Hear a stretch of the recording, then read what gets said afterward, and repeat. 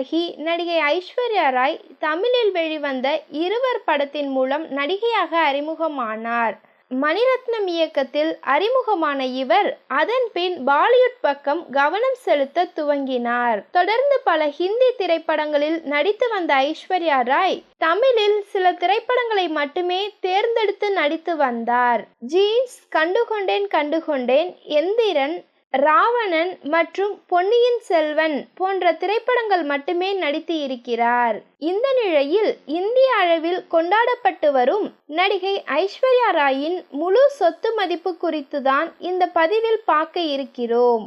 50 வயதிலும் குறையாத அழகுடன் இருக்கும் நடிகை ஐஸ்வர்யா ராயின் முழு சொத்து மதிப்பு மட்டுமே ரூபாய் 760 கோடி இருக்கும் என தகவல் வெளியாகி உள்ளது. இவர் படத்தில் நடிக்க ரூபாய் 10 கோடி முதல் ரூபாய் 12 கோடி வரை சம்பளம் வாங்கி வருகிறாராம். மேலும் விளம்பர படங்களில் நடிக்க ரூபாய் 7 கோடி வரை சம்பளம் வாங்கி வருவதாக கூறப்படுகிறது. நடிகை ஐஸ்வர்யா ராயின் மும்பை வீட்டின் விலை ரூபாய் 21 கோடி இருக்குமாம். அதேபோல் ஐஸ்வர்யா ராய்க்கு சொந்தமான மற்றொரு அபார்ட்மெண்ட்டின் விலை ரூபாய் 41 கோடி என தகவல் கூறுகின்றனர். மேலும் துபாயில் இருக்கும் பிரம்மாண்ட பங்களாவின் விலை ரூபாய் 60 கோடி இருக்கும் என்கின்றனர்.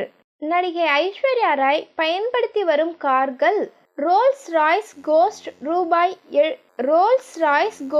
ரூபாய் 8 கோடி, லெக்சஸ் LX 570 ரூபாய் 2.5 கோடி, ஆடி A8L ரூபாய் 1 கோடி போன்ற கார்களை சொந்தமாக வைத்துள்ளாராம்.